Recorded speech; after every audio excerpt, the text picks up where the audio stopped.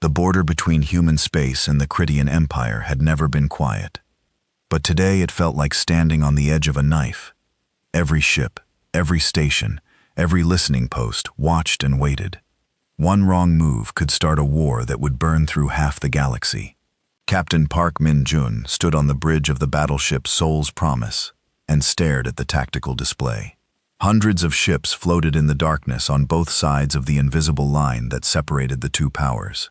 Human vessels on one side, painted in the white and blue of Earth Command. Cridian warships on the other, their hulls dark red like dried blood.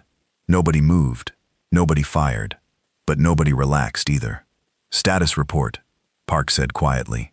His uniform was crisp, despite the 14-hour shift. At 42 years old, he had spent half his life in space. He knew how quickly situations could fall apart. "All systems normal, Captain?" Lieutenant Kim Don replied from the tactical station. She was younger, barely 30, but she had good instincts. "The Cridians are holding position. No changes in their formation. Communications, the usual chatter. Diplomatic channels are active, but tense. Both sides are talking, but nobody's saying anything useful." Park nodded. That was how these standoffs worked. Leaders on both sides would argue and threaten, while the ships waited in space, ready to kill each other at a moment's notice.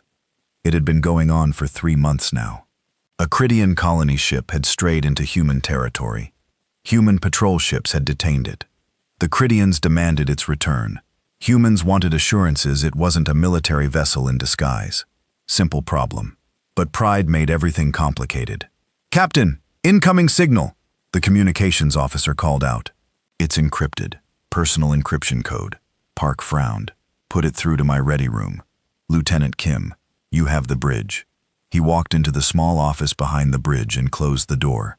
The screens on his desk flickered to life, but no face appeared.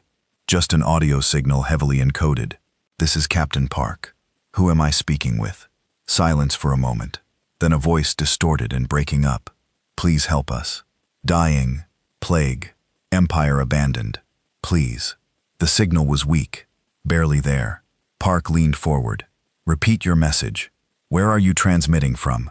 "Colony. Cridian colony. World designated RT7. They left us. Please. Children dying. Please help." The signal cut out. Park sat back in his chair. His mind raced through possibilities. This could be a trap, an elaborate Cridian trick to lure human ships into their territory. But something about the desperation in that voice felt real. He pulled up the navigation charts. RT7 deep in Cthian space. At least 15 light-years past the border. A small colony world population, around 200,000, according to old intelligence data. The door chimed in. Lieutenant Kim entered. "Sir, is everything all right?" Park looked at her for a long moment. "I received a distress call from inside Cridian space." Her eyes widened. "Sir, that could be a trap." "I know." He stood up. "But what if it's not? We can't just cross the border. Earth Command would never approve it, and the Corians would consider it an act of war." "I know that too." Park walked past her back onto the bridge. The crew looked up at their captain. Good people, all of them. They trusted him. He had never let them down. He thought about the voice on that transmission, the fear, the hope. Someone out there needed help, and they had reached out to humanity because they had nowhere else to turn. Park made his decision. "Helm, plot a course into Cridian space. Destination coordinates RT7. The bridge went silent. Every crew member turned to stare at him. "Captain," the helmsman said carefully, "did you say into Cridian space?" "You heard correctly. Plot the course." Lieutenant Kim stepped closer and lowered her voice. "Sir, we need to discuss this. If we cross that border without authorization, then we'll face the consequences when we return." Park's voice was calm, but final. "There are people dying who asked for our help. That's all I need to know. Earth Command will order us back. Then they'll have to catch us first." He raised his voice to address the entire bridge. "I know what I'm asking. Any crew member who wants to transfer to another ship before we depart, you have my permission. No one will think less of you. This is my decision, not yours." Nobody moved. Nobody spoke. Then Lieutenant Kim straightened her shoulders. "Requesting permission to remain at my post, sir." One by one, the other crew members echoed her. Park felt something tight in his chest loosen slightly. He had the best crew in the fleet. Very well, Helm. Execute course. Maximum speed. The Soul's Promise turned away from the border formation. Its engines flared bright blue in the darkness, and then it crossed the line into Cridian territory. Alarms went off on every ship, every station on both sides of the border. Admiral Thalrix of the Cridian Imperial Fleet was eating his evening meal when his aide burst into his quarters without knocking. That alone told him something serious had happened. Admiral, a human warship just crossed the border. Thalat down his utensil carefully. The Cridians looked almost human, but taller and thinner, with gray skin and large black eyes. His face could show anger very clearly, and it did now. Which ship? The battleship Soul's Promise. It broke formation and entered our space approximately 3 minutes ago. Did it fire weapons? No, sir. It just crossed, and now it's accelerating deeper into our territory. Valeric stood quickly. His mind worked through the possibilities as he strode toward the command center. This could be the start of the war everyone feared, a first strike. But why just one ship? Humans weren't stupid. One battleship couldn't win a war. He reached the command center and studied the tactical displays. The human ship was indeed racing into Cridian space, moving fast. And behind it, the rest of the human fleet seemed just as confused as his own forces. Communications. Are we receiving any signals from the human ship? Nothing, Admiral. They're not responding to any hails. What about from the human fleet command? Multiple urgent transmissions, ordering the Soul's Promise to return immediately. They appear to be ignored. This was strange. An unauthorized incursion. A rogue captain. Thalrix had studied human military structure. Their discipline was strong. This shouldn't be possible. Where is it heading? The navigation officer worked quickly. Current trajectory suggests. Admiral, this doesn't make sense. They're heading towards Sector 7. There's nothing there but minor colonies. Which colony? Calculating RT7, sir? Thal felt his blood go cold. RT7? The quarantined colony. The one the High Command had sealed off and ordered everyone to forget about. The colony that was probably dead by now. Send our fastest interceptors. I want that ship stopped before it reaches RT7. Yes, Admiral. Should they fire on the human vessel? Valerix hesitated. Starting a war with humanity was one thing, but if this captain knew about RT7, knew what the Empire had done, pursuit only. Do not fire unless fired upon. I want to know what that ship is doing on Earth. In the underground military command center, General Rodriguez slammed her hand on the console. Someone explained to me how one of our battleships just invaded enemy territory. The room full of officers and analysts scrambled to provide answers. None of them had good ones. Captain Park's last scheduled report was 3 hours ago. Everything was normal. No indication of any problems. Well, clearly there's a problem now. Rodriguez pulled up the communication logs. Have we made contact? He's ignoring all our transmissions, General. Can we override his ship controls remotely? Not at this distance, and not with their communications restricted. Rodriguez forced herself to calm down. Losing her temper wouldn't help. What's his destination? Unknown, ma'am. He's heading deep into Cridian space. Current trajectory suggests he might be going toward their inner colonies. Is this a suicide run? Is Park having some kind of breakdown? His psychological evaluations were all perfect, General. There's been no indication of any mental health issues. His crew hasn't reported any concerns. Then why is he doing this? Rodriguez looked at the star map. One small dot representing the Soul's Promise, driving deeper into enemy territory with a swarm of red dots converging on it from all sides. He's going to start a war, and we can't stop him. She opened an emergency channel to the Cridian diplomatic mission. A gray face appeared on the screen, already angry. General Rodriguez, your ship is acting without authorization from Earth Command, Rodriguez said quickly. Ambassador, I want to be very clear. This is not a military operation. We did not order this. Captain Park is acting alone. You expect us to believe one of your captains simply decided to invade our territory? I don't expect you to believe anything. I'm telling you the facts. We are ordering Captain Park to return immediately. If he doesn't comply, you have our permission to disable his ship. We will not consider it an act of war. The ambassador's large eyes narrowed. You would allow us to fire on your own vessel? To prevent a war? Yes. But Ambassador, I'm asking you to show restraint. Disable, not destroy. Whatever Captain Park is doing, his crew doesn't deserve to die for it. I will relay your message to the High Command, but I make no promises, General. The screen went dark. Rodriguez sat back and rubbed her temples. 20 years in the military, and she'd never seen anything like this. A decorated captain with a perfect record suddenly going rogue. It made no sense. Get me everything on Captain Park. Service record, personal history, recent communications, everything. There has to be a reason for this. On the Soul's Promise, Captain Park watched the tactical display as Krithian ships closed in from multiple directions. His crew worked efficiently, their training keeping them focused, despite the insanity of what they were doing. Captain, we have 12 Krithian interceptors on our tail. Lieutenant Kim reported. They'll be in weapons range in 15 minutes. Evasive maneuvers, but don't fire on them, sir. They might not give us the same courtesy. I know, but we're not here to fight. We're here to help. Help who, sir? Kim finally asked the question that had been burning in her mind. What did that distress call say? Park looked at his first officer. She deserved to know the truth. There's a Krithian colony at RT-7. They're suffering from a plague outbreak. They sent out distress calls, but their own empire abandoned them, left them to die. We're going to help them. Kim stared at him. Sir, that's inside Krithian space. That's their problem to solve. They're not solving it. They're letting 200,000 people die because it's easier than dealing with a plague. But we could start a war. Maybe. Park's jaw tightened.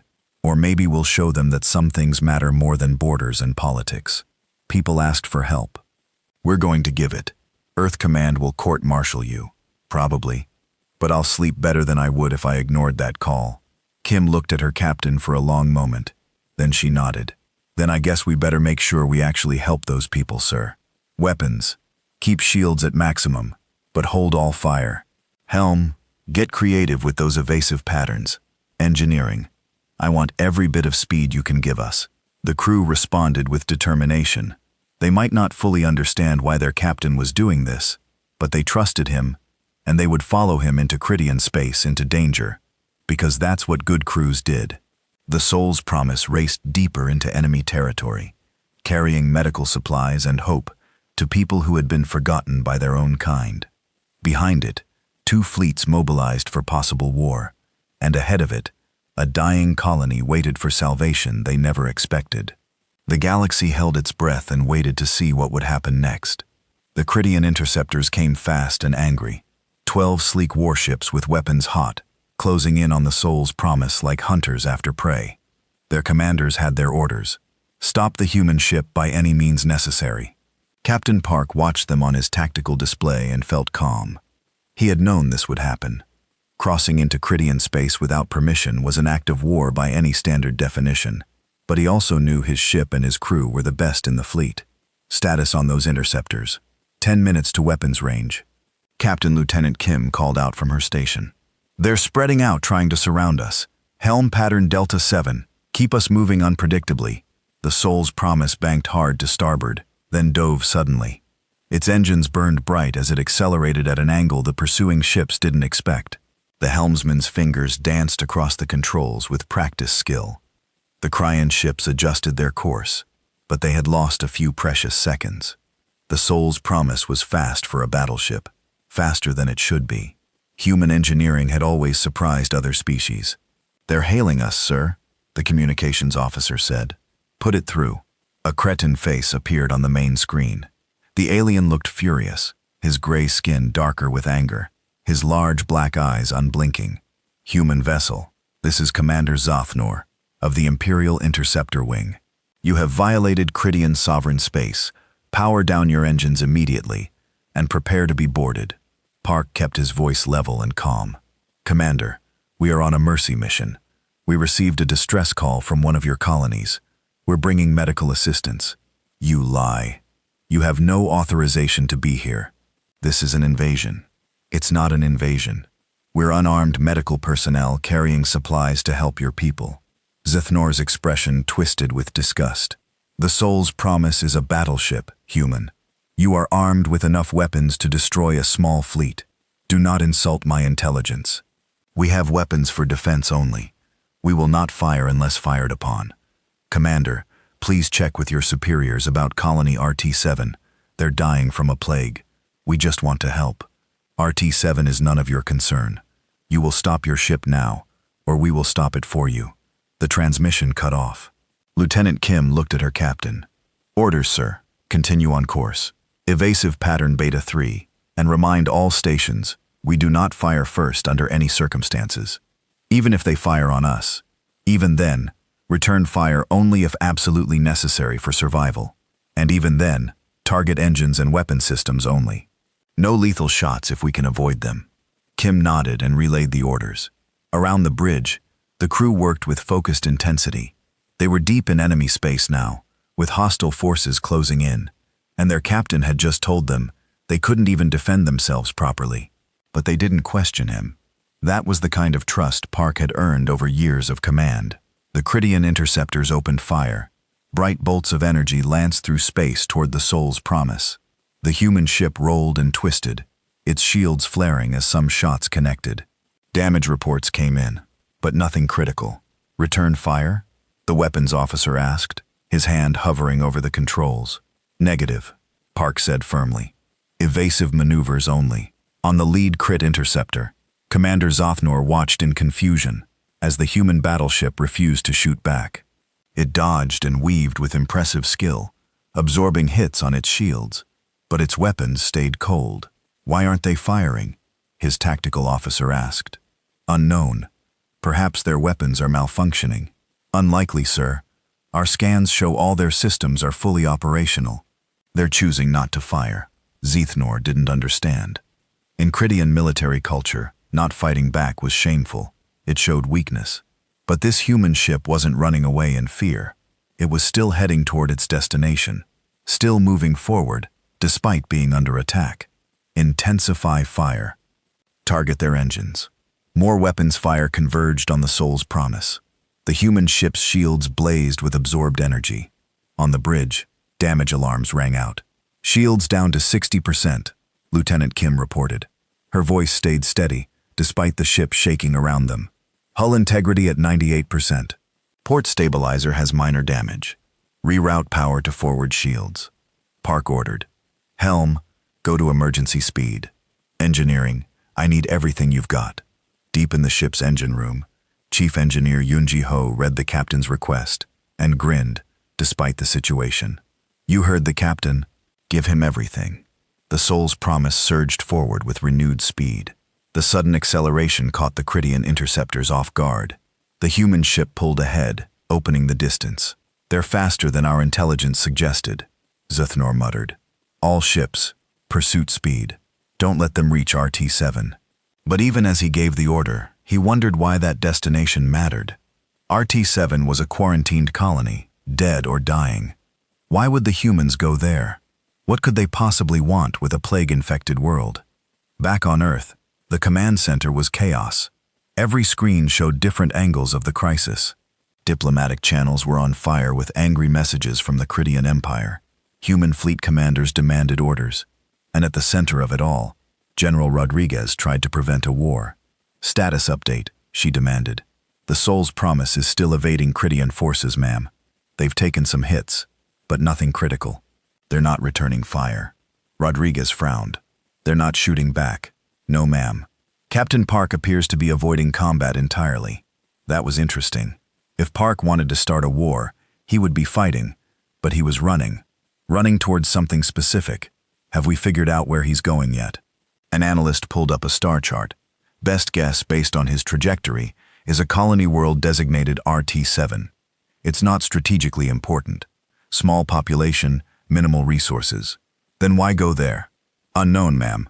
We're still digging through Captain Park's recent communications and personal files. There has to be something we're missing. Rodriguez stared at the screen showing the tiny dot that was the soul's promise. Surrounded by hostile forces, refusing to fight back, but still pushing forward. Captain Park was risking his ship, his crew, his career, and possibly starting a galactic war. There had to be a reason. Keep digging, and get me a secure line to the Cridian High Command. If we can't stop Park, maybe we can at least warn them what he's doing." In the Cridian capital city of Krith Prime, the High Command Council chamber was filled with angry voices. The circular room held the most powerful military and political leaders of the Empire. And right now, they were all shouting at once. "This is an act of war. We must respond with overwhelming force. Destroy that human ship immediately." Admiral Thalrix stood before the council and waited for the noise to die down. He was a senior officer, respected and feared, and when he wanted silence, he eventually got it. "The human ship is not firing back," he said when he could be heard. "It is evading our forces, but making no offensive moves." "That doesn't matter," one of the counselors snapped. "It violated our borders." "Yes, it did. But before we start a war with humanity, perhaps we should understand why." "The ship is heading toward RT-7. The chamber went very quiet. Several counselors looked uncomfortable. RT-7 was a topic they had agreed never to discuss. "RT-7 is quarantined," another counselor said carefully. "There is nothing there. There are 200,000 Cridian citizens there," Thalrix replied. His voice was hard. "Or there were, before we abandoned them. They were infected with the plague. We had no choice. We had a choice. We chose to let them die, rather than risk the resources to help them." The council members shifted uncomfortably. None of them wanted to discuss this. The quarantine of RT-7 had been a difficult decision, made easier by the fact that the colony was small and politically unimportant. Letting them die was practical, cost-effective, but not something any of them were proud of. "What does this have to do with the human ship?" the council leader asked. "I believe," Thal said slowly, "that the humans know about RT-7, and I believe they're going there to help." "That's impossible. How would they know? Perhaps someone from the colony managed to send a distress signal before communications were cut off. Perhaps that signal reached human space." The counselors looked at each other with growing unease. If the humans knew the Empire had abandoned a colony to die, it made the Krians look heartless. And if the humans were going there to help, it made them look even worse by comparison. "We can't allow human ships near RT-7. One counselor said, "If they find evidence of the plague, they could use it against us. Biological warfare claims, violations of galactic health protocols. We violated those protocols when we abandoned the colony." Therax interrupted. "The humans going there to help makes them look noble, and us look like monsters. Then we destroy their ship before they arrive, and confirm to the entire galaxy that we're willing to kill those who try to help our own people." They shook his head. That might be worse. The council fell silent, trapped by the consequences of their own choices. On the Soul's Promise, Lieutenant Kim reviewed the tactical situation and didn't like what she saw. More Cridian ships were converging on their position. The initial 12 interceptors had been joined by another 20 vessels, with more on the way. "Captain, we have a problem. Long-range scans show a Cridian battle group moving to intercept us. 3 heavy cruisers and 24 support craft. They'll reach us in approximately 4 hours." Park nodded. He had expected this. "Can we reach RT-7 before they arrive? If we maintain current speed and they don't send faster ships ahead?" "Yes, barely." "Then that's what we do, sir. Even if we reach the colony, we'll be surrounded. They won't let us leave." "I know. One problem at a time, Lieutenant." Kim wanted to argue, but knew it would do no good. Her captain had made his decision. Now they all had to live with it or die with it. She looked around the bridge at the other crew members.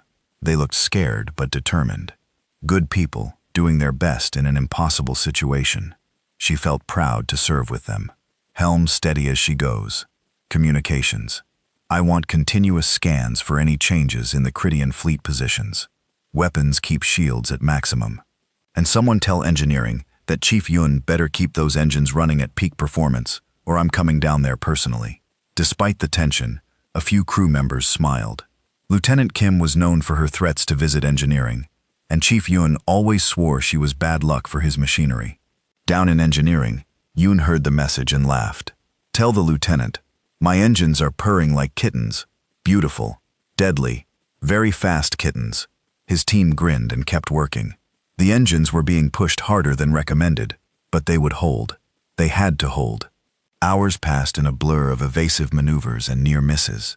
The Critian interceptors stayed on their tail, firing constantly, but unable to land a decisive hit. The Soul's Promise twisted and dodged through space like a ship half its size. Approaching RT-7 system, the navigator announced, "Entering outer orbital range now." Park stood up from his chair, scanned the planet. "I want to know what we're dealing with." The sensors officer worked quickly, then looked up with a grim expression. "Captain, I'm reading multiple population centers. Some signs of power generation, but much less than expected for a colony this size. Lots of distress beacons, medical emergency frequencies. Sir, it looks bad down there. Life signs. Scanning. Approximately 170,000 Critian life signs. Down from the 200,000 this colony should have. Sir, they're dying." The bridge went quiet. Everyone understood now why they had come, why their captain had risked everything. Those weren't just numbers on a sensor display. Those were people dying while their own government did nothing. Communications broadcast on all Crithian frequencies, "Tell them we're here to help." The message went out on the colony below in hospitals filled with the dying, in homes where families watched loved ones suffer, in government buildings where exhausted administrators had given up hope. The message was received. A human ship had come. The species they feared, the enemy their empire warned them about, had crossed hostile space to bring help. Many didn't believe it. Some thought it was a trick, but others, desperate and dying, allowed themselves to hope. On RT-7's small orbital station, Colony Administrator Venlos received the human transmission with shaking hands. She had been the one to send out the secret distress calls, knowing it could be considered treason. She had sent them to everyone, to anyone who might listen. She had never imagined the humans would be the ones to answer, respond to them, she told her communications officer. Her voice cracked with emotion. "Tell them they're welcome.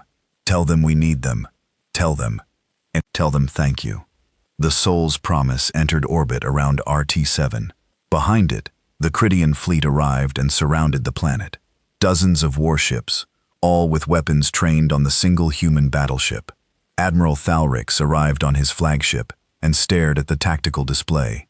The human ship sat there, orbiting the quarantined colony, making no threatening moves, just sitting there, surrounded by enough firepower to turn it into dust.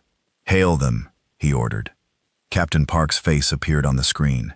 He looked tired but calm. "Admiral Thal, I presume." "Captain Park, you have led us on quite a chase.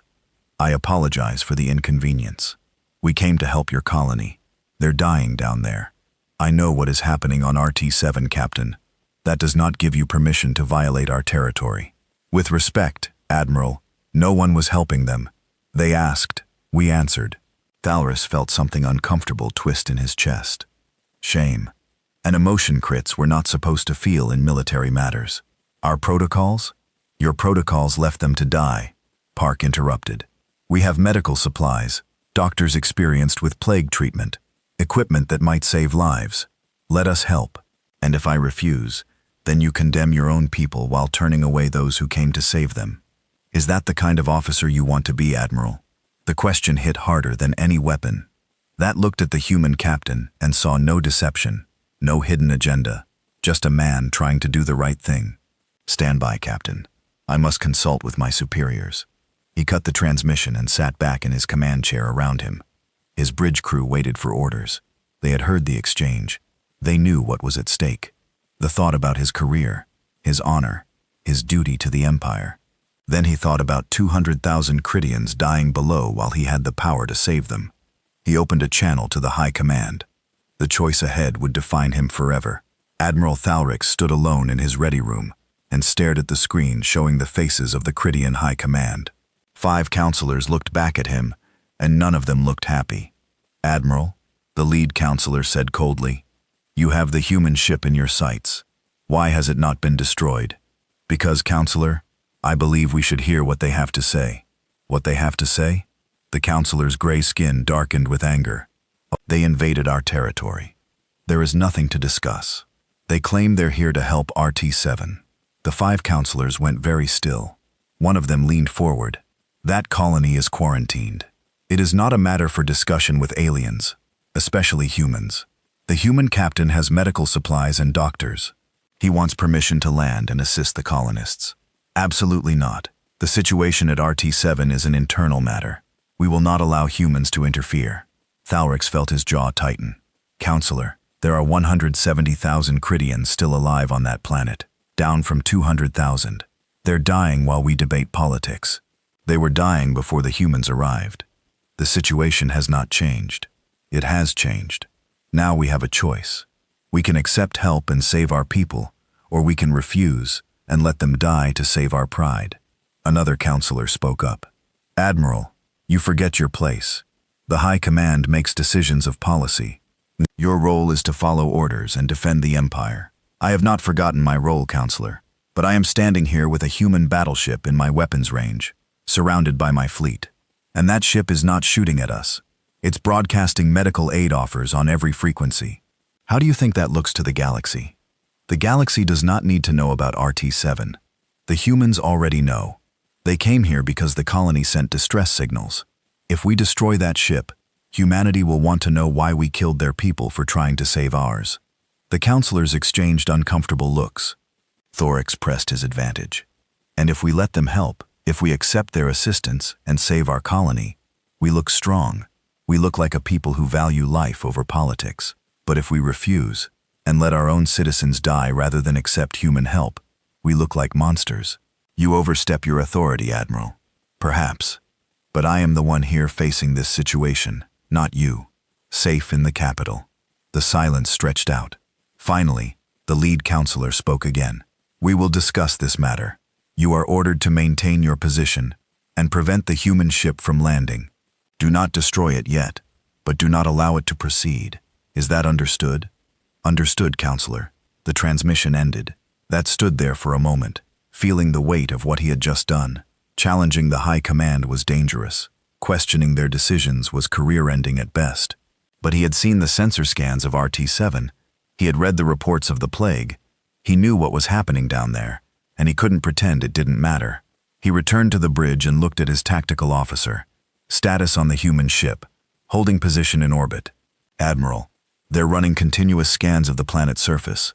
No weapons active. Shields at standard defensive levels. Hail them again. Captain Park appeared on the screen once more. He looked like he hadn't slept in days, but his eyes were still sharp. Admiral, have you reached a decision? The High Command is discussing your request, Captain. In the meantime, you are ordered to maintain your current position. Do not attempt to land. Park nodded slowly. How long will this discussion take? Admiral, people are dying while politicians debate. I am aware of that. Are you? Have you seen the medical scans? The plague is spreading. Every hour we wait, more people die.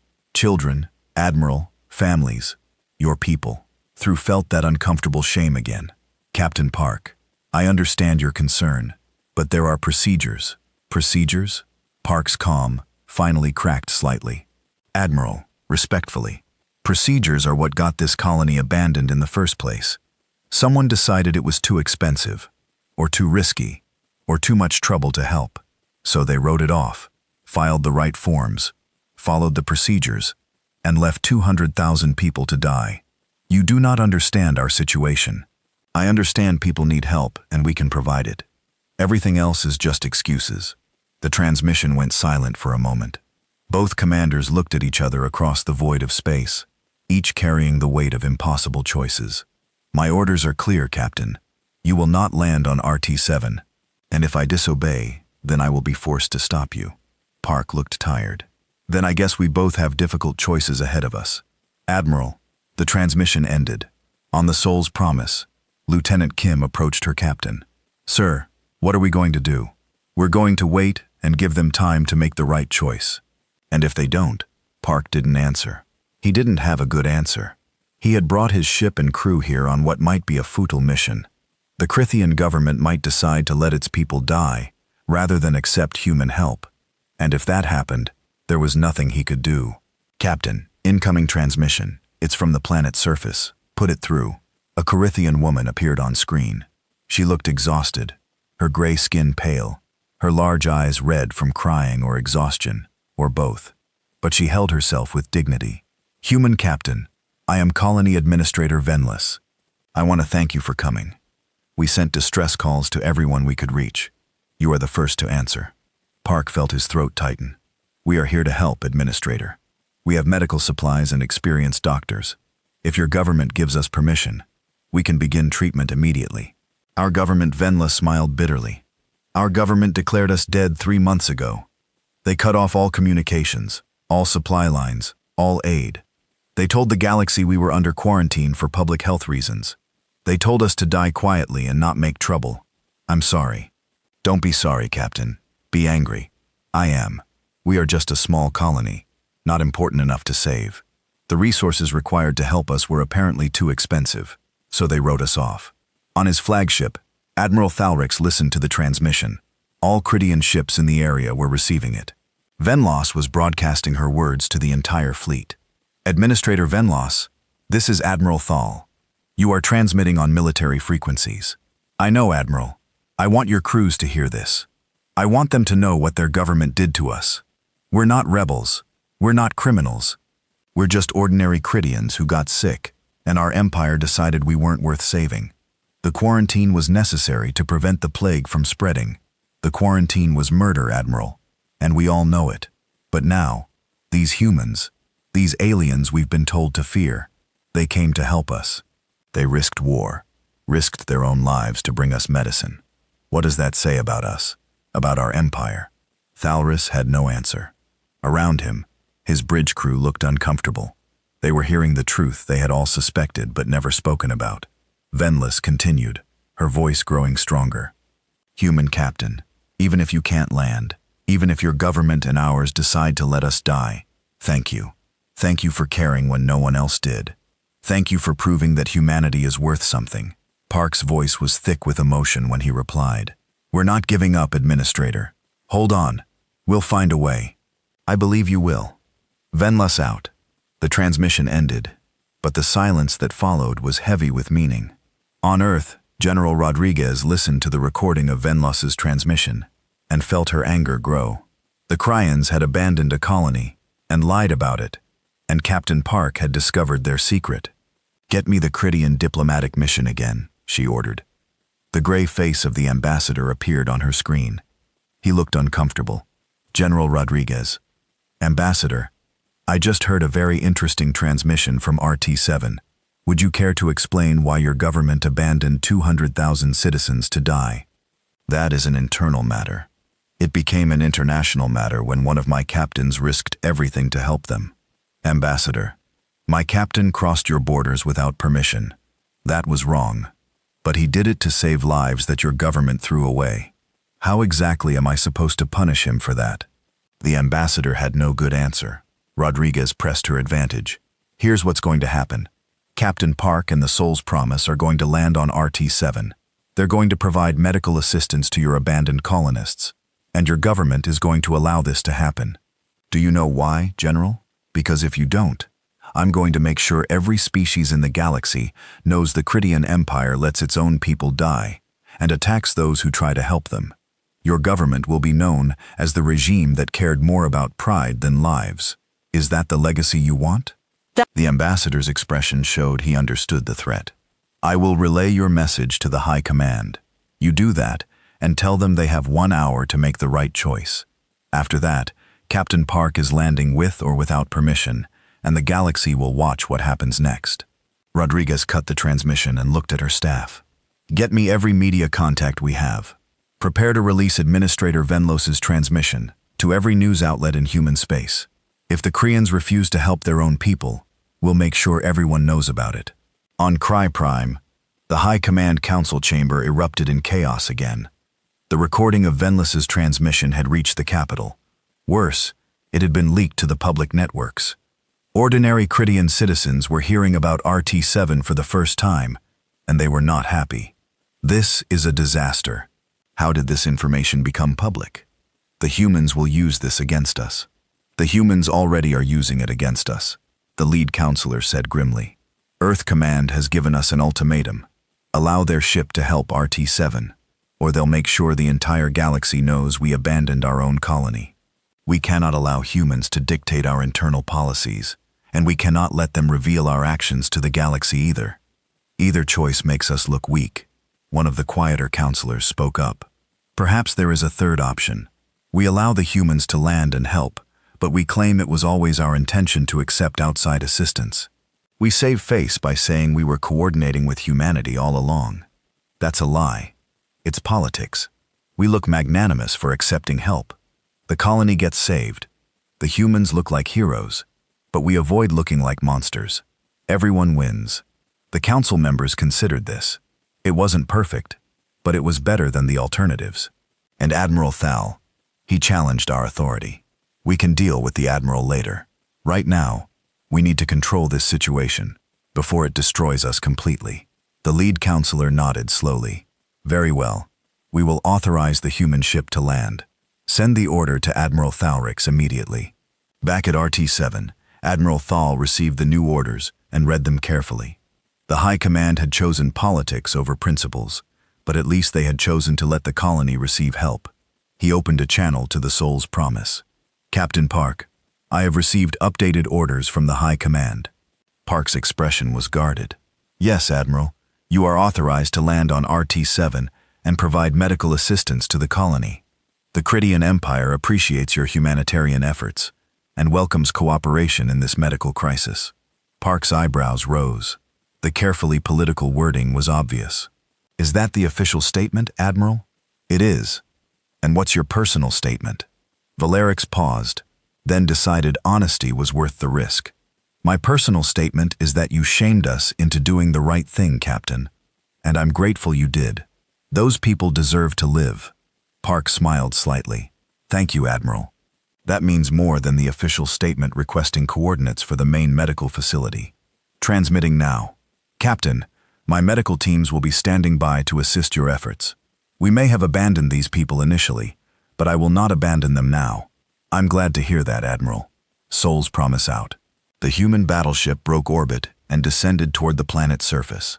In hospitals and homes across RT-7, the colonists watched the sky and waited. Help was finally coming. Administrator Venless stood on the landing platform as the Soul's promise settled onto the concrete with a rumble that shook the ground. The ship was massive up close, scarred from weapons fire, its hull still radiating heat from atmospheric entry. A boarding ramp extended, and humans emerged wearing medical uniforms and carrying equipment. They looked so strange to Venless, shorter than Cridians, with different proportions, varied skin tones, and hair covering their heads. Aliens, the enemy, the people her government had warned her about, and they had come to save her people. Captain Park walked down the ramp and approached her. He was average height for a human, with dark hair and tired eyes that somehow still held determination. He stopped in front of her and bowed slightly in greeting. Administrator Venless, I'm Captain Park Midjun. We're here to help. Venless felt tears she had been holding back for months finally fall. Thank you, Captain. Thank you for not abandoning us like everyone else did. Park reached out slowly, carefully, and placed a gentle hand on her shoulder. We don't abandon people who ask for help. That's not who we are. Behind him, his medical teams were already unloading supplies and coordinating with local doctors, humans, and Cridians working together, bridging the gap between species with shared purpose. It was the beginning of something new, something that would change everything. Dr. Lee Soo-jin stepped into the largest hospital on RT-7 and stopped breathing for just a moment.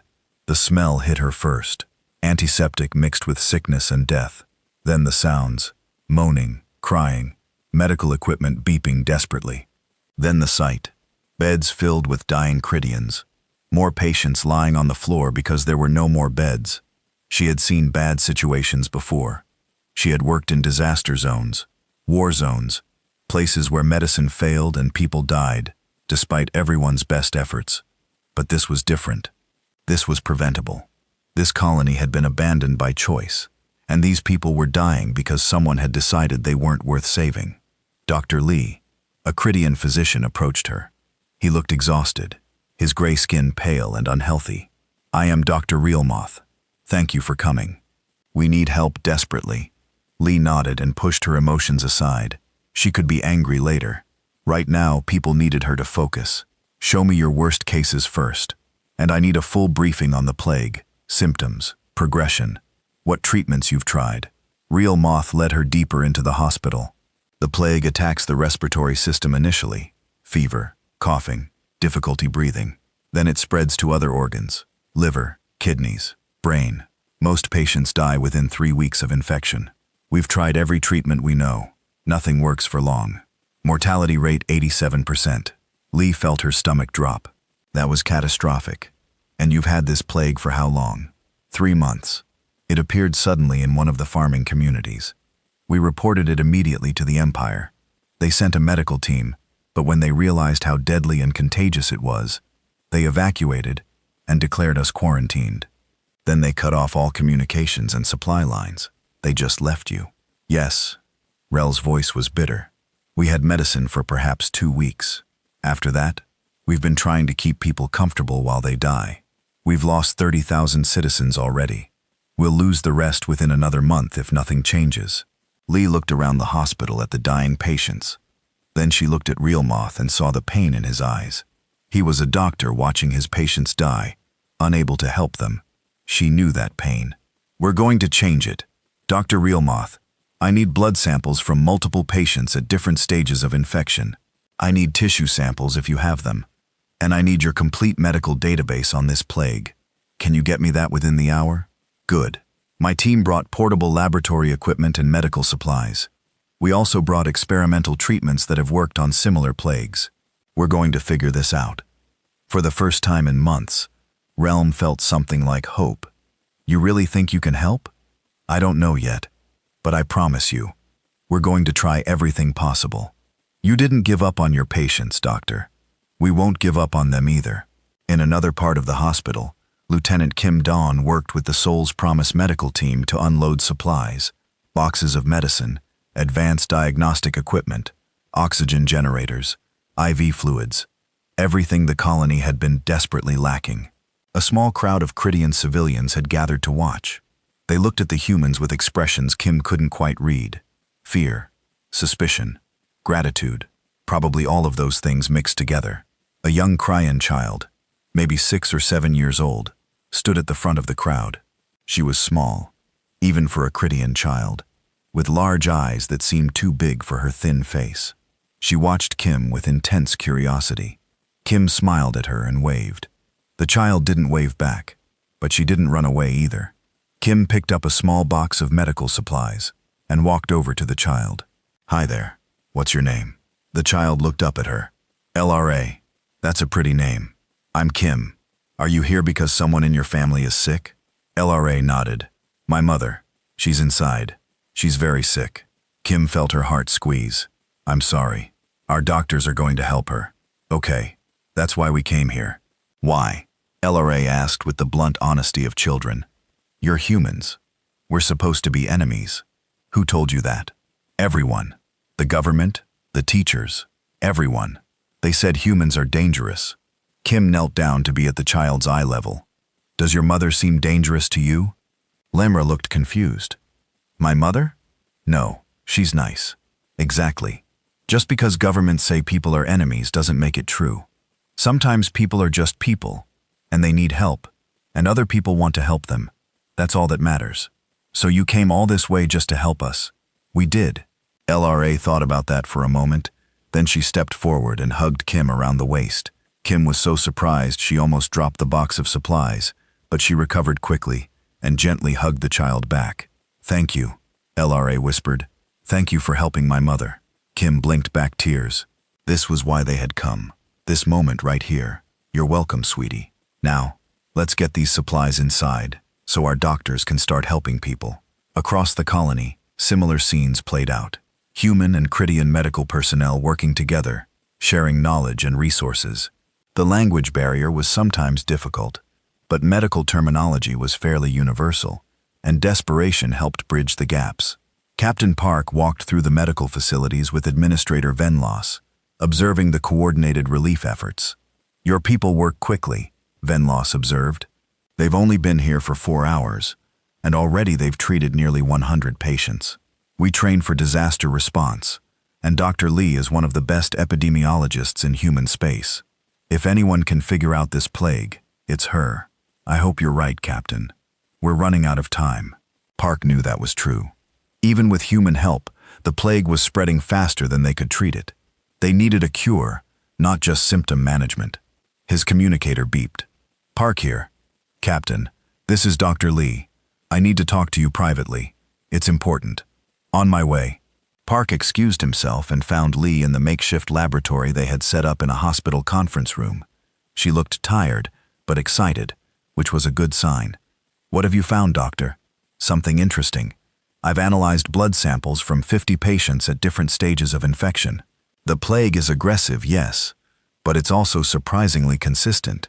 It follows a predictable progression, and more importantly, it has a specific genetic marker that makes it vulnerable to a class of antiviral treatments we've developed. So you can cure it? Not cure. Not yet. But I can slow it down significantly, maybe even halt it in early-stage patients. I need to run more tests. But Captain, I think we can save most of these people. Park felt relief wash over him. That's excellent news. What do you need from me? Time and resources. I need the Soul's Promise manufacturing facilities to start producing the antiviral treatment in bulk. I need every available medical officer to help administer treatments. And I need the Cridian doctors to trust us enough to try an experimental human medication on their people. I'll make it happen. How long until you can start treatments? If your manufacturing team works fast, we can start administering the antiviral within 12 hours. Then we better get started. But even as Park gave orders to begin production, he knew there would be complications. The Cridian government had authorized them to help, but that didn't mean they trusted human medicine, and some people would resist treatment from aliens, no matter how desperate the situation. He was proven right 6 hours later, when a group of Cridian officials stormed into the medical facility demanding to speak with him. Captain Park, what exactly are you doing to our people? The lead official, a sternal-looking Crit named Corin, looked angry and suspicious. We're treating them with an antiviral medication that should slow the plague's progression. Human medication, alien medicine. We don't know what it will do to Cridian biology. Your own doctors have reviewed the treatment plan and approved it. Some doctors, others have concerns. They say we should wait for Cridian medical teams to develop our own treatment. Park felt his patience wearing thin. Wait. How many more people need to die while you wait? We're offering help right now. Help we didn't ask for. You invaded our territory, and now you're experimenting on our citizens. We're not experimenting. This is proven medical treatment adapted for your biology. And Administrator Venless asked for our help when your government abandoned these people. Corvin's gray skin darkened with anger. You know nothing about our situation. This colony was quarantined for good reason. Containment protocols required isolation. Containment protocols required you to help your own people, not leave them to die. Park interrupted. And if you're so concerned about proper procedure, where was the Cryan Empire 3 months ago when this plague started? Where were your medical teams, your resources, your compassion? We made difficult choices based on practical considerations. You made the easy choice. You wrote off a colony because it was cheaper than helping them. Don't pretend it was anything else. Corin glared at him. You overstep, human. This is not your world, not your people. You should leave before you make things worse. Make things worse. Dr. Lee has already stabilized 15 critical patients who would have died today. We've brought supplies to treat thousands more. How exactly is that making things worse? Before Corvin could answer, alarms rang through the hospital. A nurse ran toward them, shouting in Cridian. Park's translator struggled with the rapid speech, but he caught the important words. Critical patient, child, emergency. Park and Corin both ran toward the emergency room. They found Dr. Lee and Dr. Realm working frantically over a small form on a bed. The young Cretanian girl, Leld's Gray, lay there struggling to breathe, her gray skin pale and her eyes unfocused. What happened? Park asked. She got sicker very quickly, Rel said, his voice tight with stress. The plague has moved to her lungs and brain. She has maybe an hour without treatment. Then treat her, Park said. We don't have enough of the antiviral yet. Manufacturing is still underway. What we have is reserved for the most critical adult patients. This is a child. She counts as critical. Corin spoke up. Captain, that medication is unproven. Using it on a child could kill her. Dr. Lee looked up from her patient. Not using it definitely will kill her. We have one dose ready. I can administer it now and monitor her response. If it works, she lives. If it doesn't, she was going to die anyway. And if it causes complications, if something goes wrong, the humans will be blamed for killing a Cridian child. Park looked at Corvin with disgust. Is that what you're worried about? Politics? There's a dying child right here, and you're thinking about blame. I'm thinking about consequences, Captain, something you should have considered before invading our space. Park turned to Dr. Lee. Give her the treatment. Captain, if I'm overruling local officials, I'll take responsibility. Give her the treatment now. Lee nodded and prepared the injection. The antiviral serum was a clear blue liquid in a standard medical syringe. She carefully inserted the IV line and began the infusion. Everyone in the room held their breath and watched. The little Cryan girl lay there struggling for each breath. The monitors showed her vital signs weakening. Then slowly things began to change.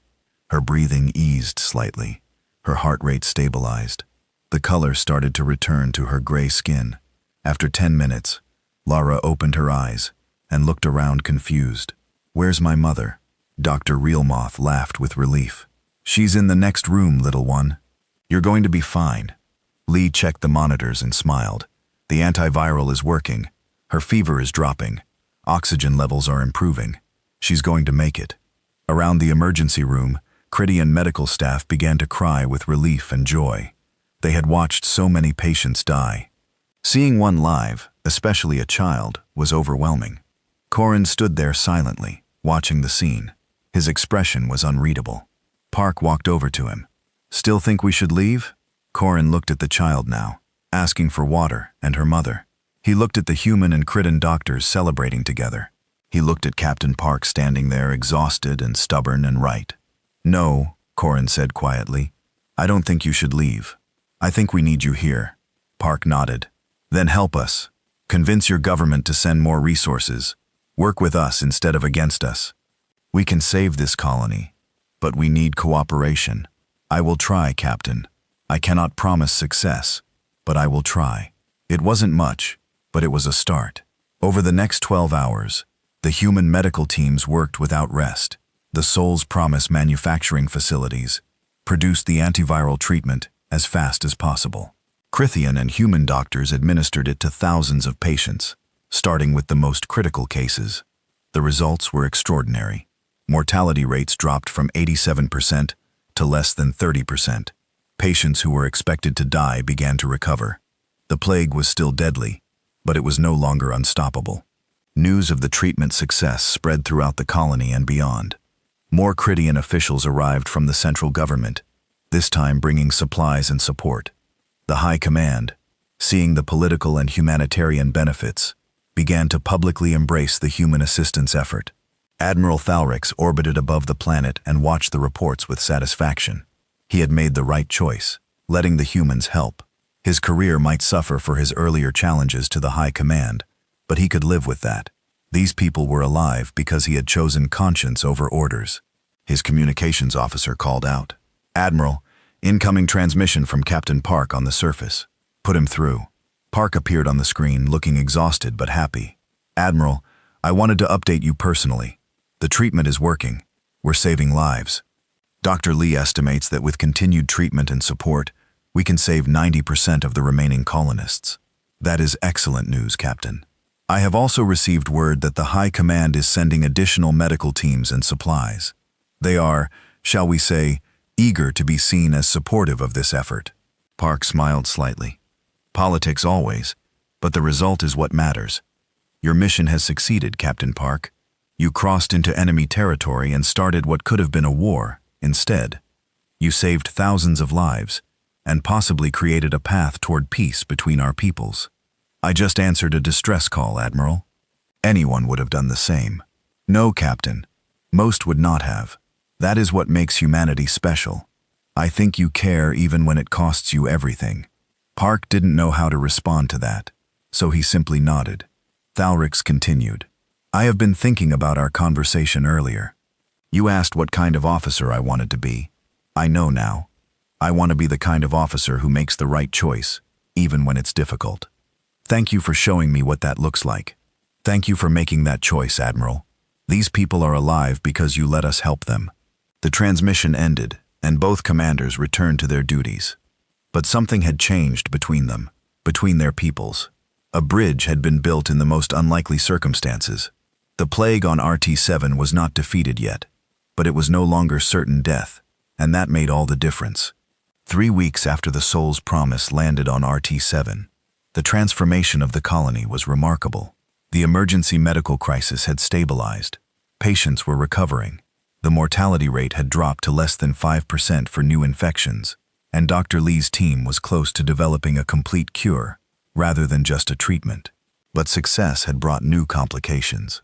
Captain Park stood in the colony's administrative building and looked at the crowd of Krydian officials who had arrived from the central government. They all wanted to be seen as part of the relief effort, now that it was succeeding. Politicians who had voted to abandon the colony 3 months ago now gave speeches about Krydian resilience and cooperation with humanity. It made Park tired. Captain Park, I must congratulate you on your successful mission. The speaker was High Counselor Vexnor, one of the most powerful politicians in the Krydian Empire. He smiled in a way that didn't reach his eyes. The Empire is grateful for your assistance in this medical crisis. The assistance you required after abandoning your own people, Park said quietly. The smile on Vexnor's face froze around the room. Other officials shifted uncomfortably. Park's translator officer looked nervous. Speaking truth to powerful politicians was dangerous, even in human space. In Krayan space, it could be fatal. Captain, that is an oversimplification of a complex situation. Is it? From where I'm standing, it looks simple. Your citizens got sick. You decided helping them was too expensive or too risky. So you cut them off and left them to die. Then, when we came to help, you tried to stop us. And now that we've succeeded, you want credit for it. Vexor's gray skin darkened with anger. You forget yourself, human. You are a guest here. I'm a guest who saved 170,000 lives that you were ready to write off. So yes, I'm going to speak honestly about what happened here. Captain Park Administrator Venless spoke up carefully. Perhaps we should focus on the positive outcomes, rather than assigning blame for past decisions. Park looked at her and saw the plea in her eyes. She was asking him to be diplomatic, to not make things worse for her colony. He understood these politicians held power over RT-7's future. Angering them could have consequences for the people he had come to help. He forced himself to calm down. You're right, Administrator. The important thing is that we succeeded in saving lives. I apologize if I caused offense, High Counselor. Vexor nodded stiffly. Your passion is understandable, Captain, if misplaced. Now we should discuss the timeline for your departure. The crisis has passed, and surely your ship is needed elsewhere. My medical team needs another 2 weeks to ensure the treatment protocols are fully established, and your local doctors can manage ongoing care. 2 weeks? That seems excessive. I'm sure the Kryan medical teams can handle things from here. Park bit back his first response and tried diplomacy. With respect, High Counselor, the same medical establishment that couldn't save these people 3 months ago. Dr. Lee wants to make certain the treatment protocols are properly understood and implemented before we leave. Before Vexnor could respond, the door opened and Admiral Thalrix entered. The officials all turned to look at him. Thalrix had become something of a controversial figure in Krydian politics. His decision to allow the human ship to land had been vindicated by success, but his earlier challenges to the High Command had not been forgotten. High Counselor Captain Park, I apologize for the interruption. Admiral, and what brings you to the surface? I have news that affects both our peoples. Thalrix looked around the room. Perhaps we should speak privately. Anything you need to say can be said in front of these officials, Vexnor declared. Thalrix hesitated, then nodded. Very well. I have received reports from multiple sources. The story of what happened at RT-7 has spread throughout the galaxy. Human media has been covering it extensively. Other species have taken notice. So, Vexnor looked annoyed. What does galactic gossip matter to us? It matters because 3 other Krydian colonies have now sent distress signals. They're experiencing different emergencies, famine, equipment failures, environmental disasters. All of them are minor colonies that the central government hasn't deemed worth full support, and all of them are asking specifically for human assistance. The room went silent. Park felt a headache forming. He had come here to help one colony in crisis. He hadn't intended to start a galactic movement. Vexor's expression was furious. This is unacceptable. These colonies are Critian territory. They should request help from the Empire, not from aliens. They did request help from the Empire, Thalric said quietly. Months ago, in some cases, they were told resources weren't available or that their problems weren't high priority. Now they've seen what happened here, and they're reaching out to the people who actually answered. You cannot seriously expect us to allow human ships to operate freely in multiple Critian colonies. I expect you to help your own people so they don't need to ask aliens for assistance. The tension in the room was thick enough to cut. Park watched the confrontation with interest. Thrix was risking his career again, speaking truth to power. The Admiral had more courage than most politicians Park had met. Admiral, you continue to overstep your authority, Vexor said coldly.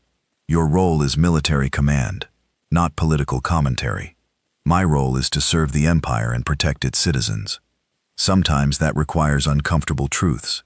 What it requires is following orders from your superiors. Perhaps a reassignment is in order. Somewhere far from the capital where you can remember your place. Thalric straightened his shoulders. Do what you must, High Counselor. I stand by my statements. Park decided to intervene before things got worse. High Counselor Admiral, perhaps we can find a solution that serves everyone's interests. The colonies need help. The Empire wants to maintain sovereignty. Earth Command doesn't want to get involved in internal Critan affairs. What if we created a joint task force? Critian and human personnel working together to respond to emergencies in Critian space. It would be under Critian authority, but with human technical and medical support. Vexenor looked suspicious.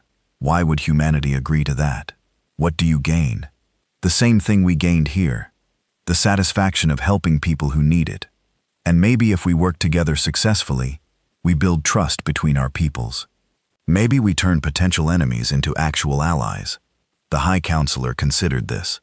Park could see him working through the political angles. A joint task force would let the Critan government claim credit while actually getting help for neglected colonies. It would prevent the embarrassment of multiple human ships operating independently in Critian space. And it would make the Empire look progressive and cooperative, rather than cruel and neglectful. This would require extensive negotiations and approval from both governments, Vexor said slowly. Of course, but it's a starting point. I will present the idea to the High Command. No promises, Captain. It was better than outright rejection. Park would take it. The meeting broke up shortly after. As officials filed out, Administrator Venless approached Park with a slight smile. That was well played. Captain offering a solution that serves their pride while actually helping people. I learned a long time ago that making powerful people look good is often the best way to get what you want. I don't care who takes credit, as long as those colonies get help. You're a good man, Captain Park. A good human. I'm grateful the universe sent you to us. Park felt embarrassed by the praise. I was just doing my job. No, your job was to guard the border and follow orders. You chose to do something more. That's the difference between duty and compassion. Later that evening, Park walked through the colony with Lieutenant Kim. The streets were busy with people going about their lives. Children played in parks. Shops were open. It looked almost normal except for the occasional medical station and the mix of human and Cryan personnel working together. It's strange, Kim observed. 3 weeks ago, we crossed that border expecting to maybe start a war. Now look at this place. Humans and Critians working together like it's the most natural thing in the world. That's what happens when people focus on helping each other instead of fighting. Do you think it will last after we leave? Park didn't answer immediately. He thought about the political tensions, the hardliners on both sides who wanted to maintain old hostilities, the difficulty of building trust between species who had been enemies for generations. But then he saw a group of children playing together, human and Chrysian kids, who had apparently decided that species differences didn't matter when you were having fun. He saw Dr. Lee and Dr. Realmoth talking and laughing as they reviewed patient files together. He saw Critian families approaching human medical staff without fear, just gratitude. I don't know if it will last, he admitted, but I know it's possible. We proved that much. His communicator beeped. Captain, this is Dr. Lee. I need you at the medical center. Something important. Park and Kim hurried to the hospital. They found Lee in her office with several Krydian doctors, all looking excited. What's going on, doctor? Lee held up a data pad with a huge smile. We did it, Captain. We found a complete cure. Not just treatment, but an actual cure that eliminates the plague from the body entirely. We can eradicate this disease. The room erupted in celebration. Krydian and human medical personnel hugged each other, some crying with relief and joy. Park felt something tight in his chest finally release. How long until we can start administering the cure? We can start production tonight. Within a week, we can cure every infected person on RT-7. The plague will be completely eliminated from this colony.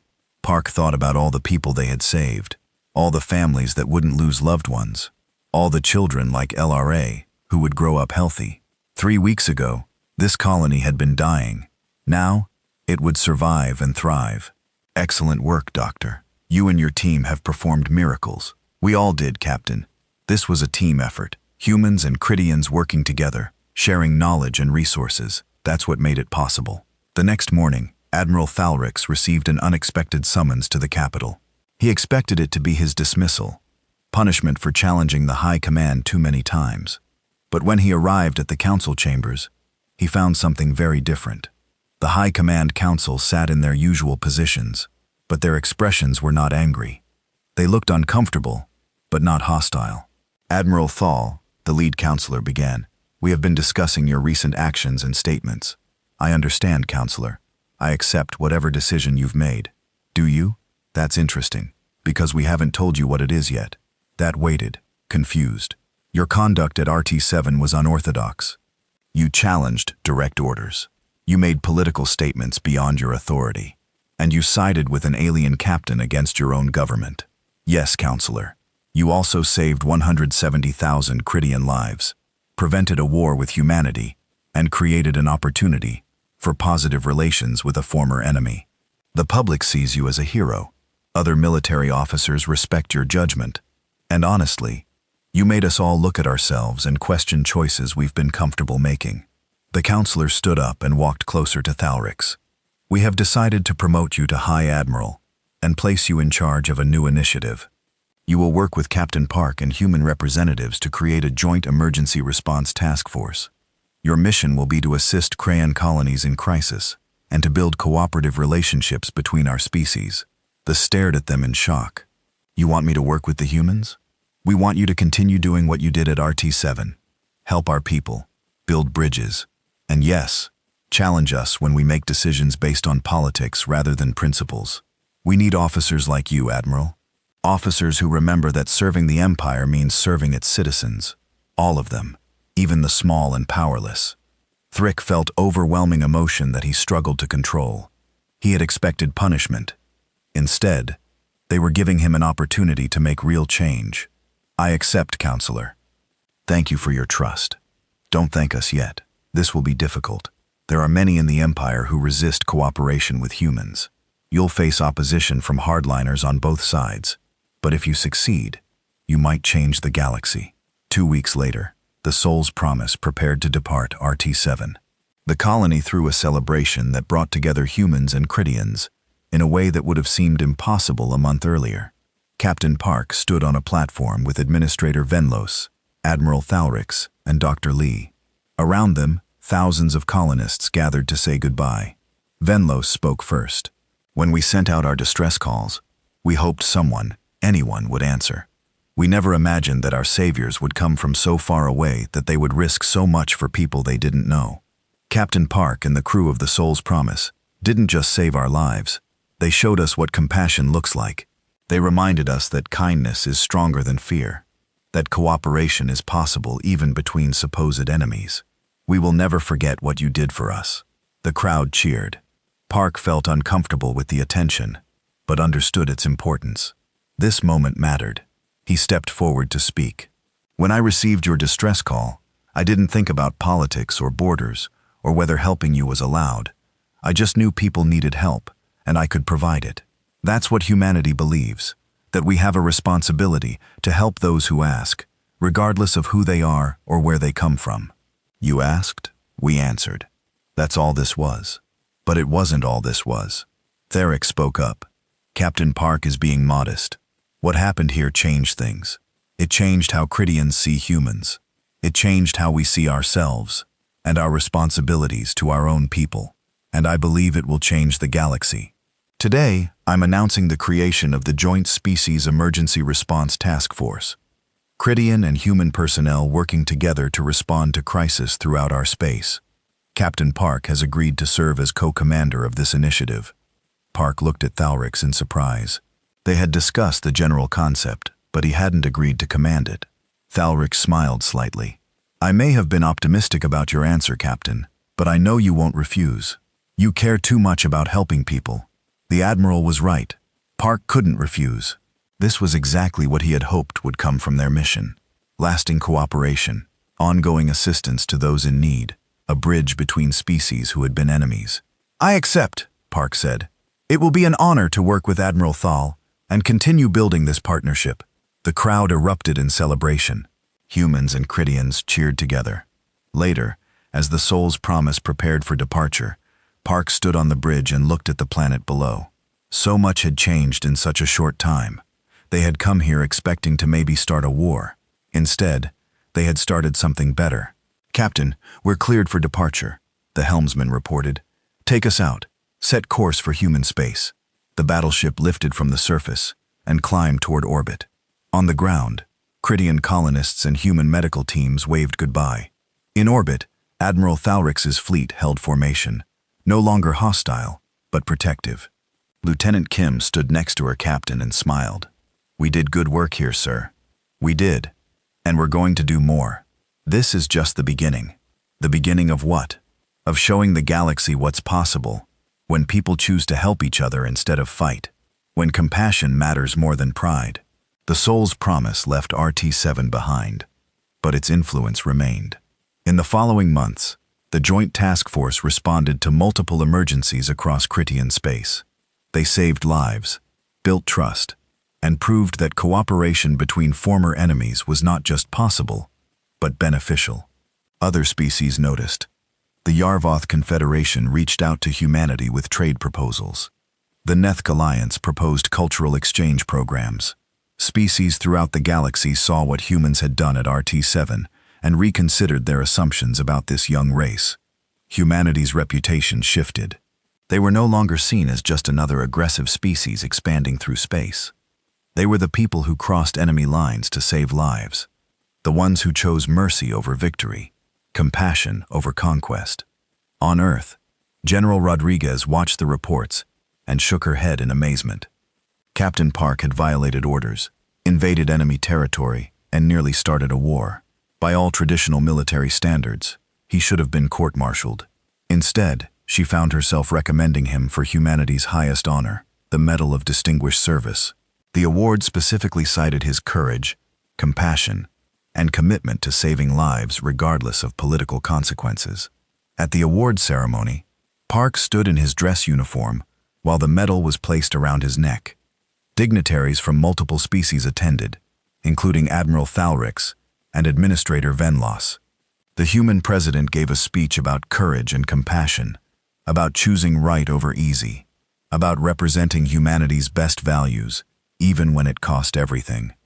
But the moment Park remembered most came after the ceremony. A small crit approached him shyly. She was healthy now, her gray skin vibrant, her eyes bright. Laura, the child Dr. Lee had saved with the first dose of antiviral. Captain Park, she said quietly. Park knelt down to her level. Hello, Laura, how are you feeling? I'm all better now. My mother is better too. We came all this way to say thank you. You didn't need to do that. Yes, we did. You saved us. You saved everyone. My teacher says you're a hero. Park smiled. I'm just a captain who tried to do the right thing. That's what makes you a hero. LRA stepped forward and hugged him. Thank you for not leaving us. Thank you for showing us that humans are good. Park hugged her back gently, feeling that tightness in his chest again. This was why he had done it. For children like LRA who deserved a chance to grow up. For families who deserved to stay together. For people who just needed someone to care. You're welcome, LRA. Take care of yourself. That night, Park stood on a balcony overlooking the city and thought about everything that had happened.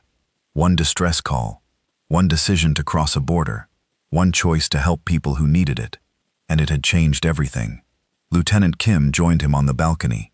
"What are you thinking about, Captain? About how one small action can ripple outward and touch so many lives?